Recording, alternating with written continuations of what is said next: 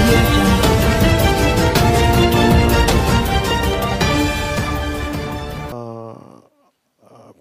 మన 2013 ఈ చట్టం కూడా ఏం చెప్తుంటే కాంపెన్సేషన్ అందుకనే పెంచింది. కాంపెన్సేషన్ లేకుండా ఎవరి భూములు లాక్కోవద్దు.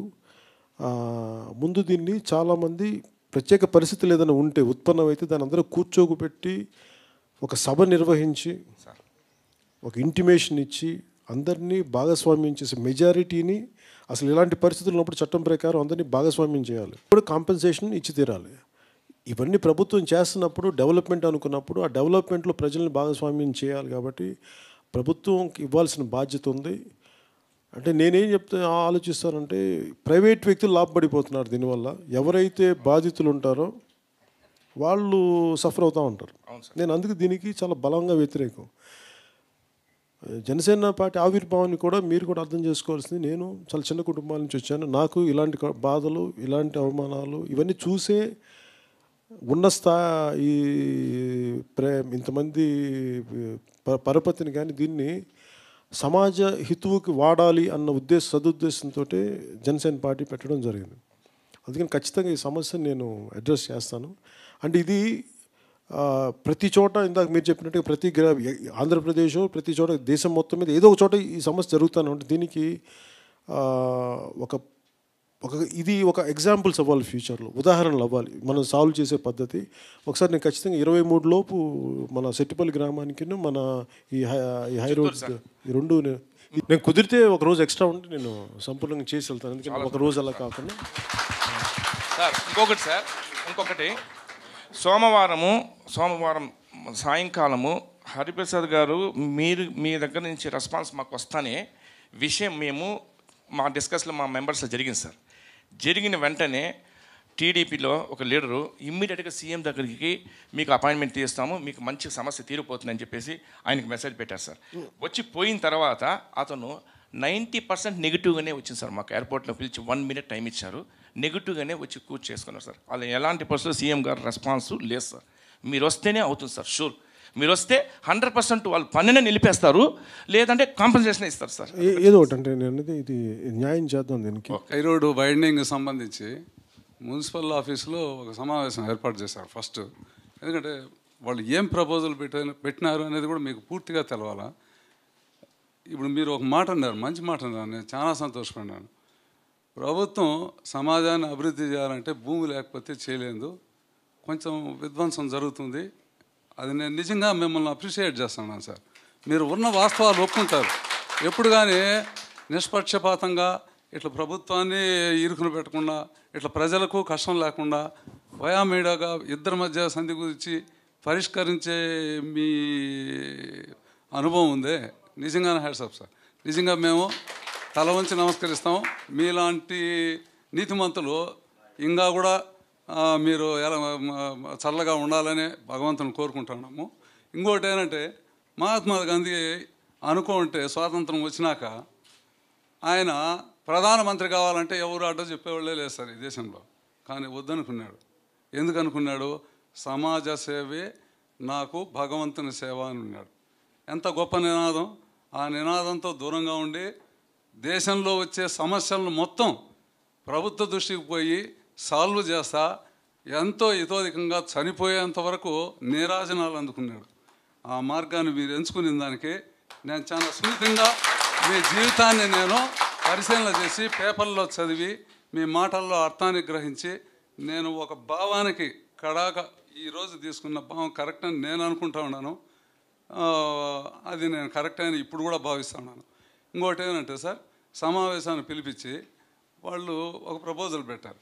ఏమని 100 అడుగులు మేము చేస్తూ ఉన్నాము అంటే, మేము అసోసియేషన్ అప్పటికి ఫామ్ కూడా కాలేదు.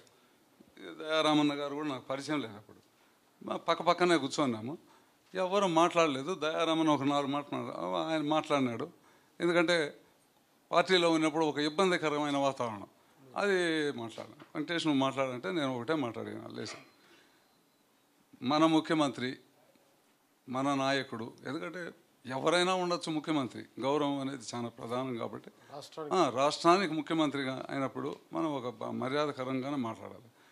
అతను 3 నినాదాలు ఇచ్చాడు. ఎక్కడ పోయినా సభల్లో చెప్పేది ఏమిటంటే సమస్య ఎక్కడ ఉంటుందో సమస్యను సామరస్యంగా పరిష్కరించుకోవాలి అన్నాడు.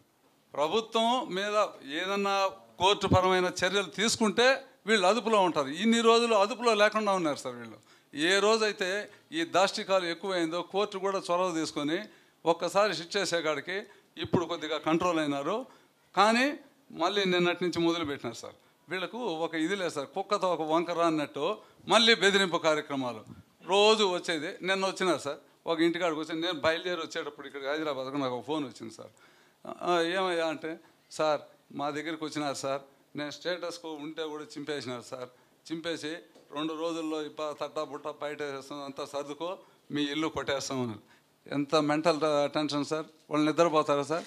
ఎందుకు సార్ ఇటువంటి ఆవేదన ఇటువంటివన్నీ కలిగించేది? అందుకే సార్ మీరు వచ్చి మేము అడిగేది ఏమంటే, మాకు మీరు చేసే జనసేన పార్టీ తరఫున రాజకీయాలకు అతీతంగా చేస్తూ ఉన్నారు చూడండి, ఇది మేము నిజంగానే మీరు చేతులెత్తి నమస్కరించాల్సిన విషయము. మీరు వచ్చి ఈ పేదల పక్షాన మీరు నిలబడి మీరు సహకారం అందించిన అంటే చాలు సార్. మీరు అదొక్కటి చేస్తే చాలు. అభివృద్ధి జరగాలి, నాగరికత పెరిగింది అనడానికి విధ్వంసంతో కూడిందే నాగరికత అనేది. కాకపోతే దాన్ని ఎంత బాధ్యతతో చేయాలి, ఎంత తక్కువ నష్టంతో చేయాలనేదే విఘ్నత ప్రభుత్వాలు చేయాల్సిందే. మనకున్న సమస్య ఏంటంటే, నేను కూడా నా దగ్గరికి ఏదైనా సమస్య వచ్చినప్పుడు నేను ఎట్లా ఆలోచిస్తానంటే, నేనే కనుక ప్రభుత్వంలో ఉంటే ఈ సమస్య నా దృష్టికి వస్తే నేను ఎలా చేయాలి దీన్ని, ఆ దృష్టిని కోణం నుంచే మాట్లాడతాను ఫస్ట్. దాని నుంచి అర్థం చేసుకొని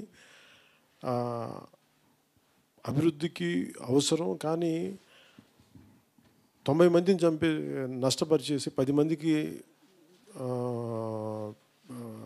లబ్ధి పొందే అభివృద్ధి కాదు అది. అందుకే నేను కూడా ఏం చేస్తాను, చూస్తుంటాను, ముందుగా నా నిరసన గళం విప్పుతాను, చట్టపరమైన అంశాలన్నీ ముందు పెడతాను. అప్పటికీ కూడా ఇంక వినకపోతే అప్పుడు బహిరంగంగా రోడ్డు మీదకి వచ్చి మనం చేయాల్సిన సందర్భాలు ఉంటాయి. ఇక్కడున్న సమస్య ఏంటంటే, కొద్దిమంది వాళ్ళకి వాళ్ళు కుమ్ముక్కు అయిపోతారు, అది సమస్య. నిలబడాలి. ఇప్పుడు వాళ్ళు కూడా ఉన్నారు అంటే తెలుసు, అదే పార్టీలో ఉండి కూడా ఆయనకి ఇబ్బంది ఏంటంటే, తప్పు జరుగుతుంది తెలుసు ఆయన, కాబట్టి బయటకు వచ్చారు. మిగతా వాళ్ళేమో మనసాక్షిని చంపుకొని బతికేస్తారు రకరకాల పరిస్థితులతోటి. కాకపోతే మనం అలా కూర్చోవటం వల్ల, తప్పు జరుగుతున్నప్పుడు కల్లా కూర్చోవటం జరిగే నష్టం చాలా అపారమైంది, దాన్ని వెలకట్టలేను దానికి. అలాగే మీరు చెప్తున్నట్టు ఇందాక 2009లో కూడా నాకు ఇట్లాగే ఒక పరిహారం లేకుండా రాత్రికి రాత్రి ఇల్లు కొట్టేసి పంపించేసి ఇలా చేశారు. ముఖ్యంగా నాకు మీరు అన్నట్టుగా, మీరు కూడా చెప్తున్నట్టుగా చదువుకునే పిల్లలు ఉంటారు, పెళ్లి కావాల్సిన ఆడపిల్లలు ఉంటారు, రకరకాల పరిస్థితులు ఉంటాయి. అలాగే మనకి పట్టాలు ఇవ్వలేనివి ఉంటాయి. ఇవన్నిటినీ ప్రభుత్వం కొంత మానవతా దృష్టితో, మానవతా కోణం లేకపోతే ప్రభుత్వాలు కావు, చాలా నిరంకుశ ప్రభుత్వాలు. అందుకని మన ప్రజాస్వామ్యం కానీ మనది డిక్టేటర్షిప్ కాదు. ఆ ప్రజాస్వామ్య వ్యవస్థని ప్రతిబింబించేలాగా నాయకులు ఉండాలి. ఇందాక మీరు గాంధీ గారి పేరు చెప్తున్నా, మనం అందరం వాళ్ళని పూజిస్తాం, చేసేదేమో హిట్లర్ లాగానో ముసోలిని లాగా చేస్తాం. ఇది పొంతన కుదరదు. మనకి ఎందుకు సమస్య వస్తుందంటే, జనాభా పెరిగిపోతుంది, ఎక్కువ మధ్యతరగతి శ్రామిక వర్గం ఎక్కువైపోతుంది. ఏ సంపదని సృష్టించలేని వాళ్ళకి సంపద పెరిగిపోతుంది.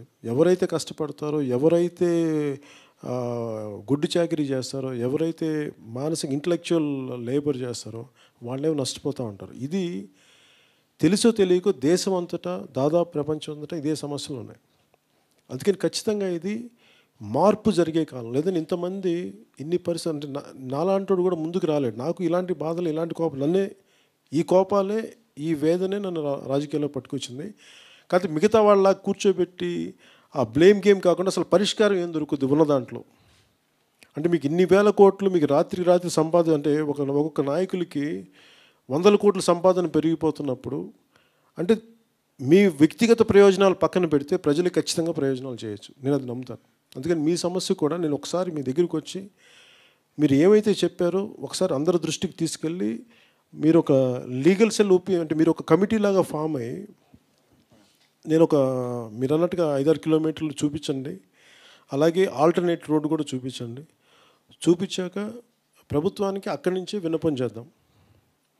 ఇంకా అది కాని పక్షంలో దాన్ని డెఫినెట్గా మనం అంతేగాని బేసిక్ చట్టంలో ఏంటంటే మీకు ఆర్ఆర్ రీహాబిలిటేషన్ రీలొకేషన్ లేకుండా అసలు అభివృద్ధి కార్యక్రమం జరగకూడదు. వీళ్ళు ఎవరు పాటించరు. మన దేశ దౌర్భాగ్యం అది. బేసిక్గా రీహాబిలిటేషన్ కాంపెన్సేషన్ ప్యాకేజ్ ఇచ్చిన తర్వాతే ఏదైనా మొదలు పెట్టాలి.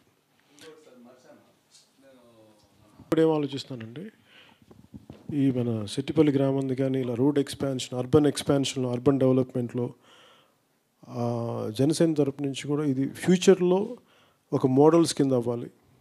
ఫ్యూచర్ ఎక్స్పాన్షన్స్ కూడా ప్రభుత్వాలు ప్రవర్తన ఎలా ఉండాలి, వీటి మీద చట్టాలు ఎంత బలంగా అప్లై చేయాలి, వీటి మీద దిశానిర్దేశం చేసేలాగా ఒకసారి దీని మీద జనసేన ఒక రైట్ డైరెక్షన్ తీసుకుంటుంది. మీ సలహాలు సంప్రదింపులు తీసుకొని మీకు పార్టీ తరపు నుంచి నేను కానీ మిగతా వాళ్ళు కానీ అండగా ఉంటాం. We will stand by. మనకున్న సమస్య ఏంటంటే వీళ్ళు అర్బన్ డెవలప్మెంట్ సరిగ్గా ప్లాన్గా చేయరు. 30 సంవత్సరం, ఒక 40 సంవత్సరాల తర్వాత ఎలా ఉండాలి, ఒక 25 సంవత్సరం ఎంత జనాభా పెరుగుద్ది, ఎంత శానిటేషన్ ఉండాలి, ఇవన్నీ షార్ట్ సైటెడ్ ప్లానింగ్ వల్ల వచ్చిన సమస్యలు. అందుకని ఖచ్చితంగా దీన్ని నేను అర్థం చేసుకోవడానికి కూడా ఒకసారి నేను వచ్చి దీన్ని ఇది మేము ఒక పాఠంగా తీసుకుంటాం. అలాగే మీకు అండగా నిలబడతాం. తెలియదు 23 లోపు 23 లోపు నేను మీ ఇష్యూను మన సెట్టిపల్లి గ్రామేశ్వర 2 హ్యాండిల్ చేస్తాను. Thank you. ఏంటండి వీడియో నచ్చిందా? అయితే ఓ లైక్ వేసుకోండి, లేదంటే ఓ కామెంట్ చేయండి. ఎప్పటికప్పుడు మా వీడియోస్ చూడాలంటే సబ్స్క్రైబ్ చేసుకోండి.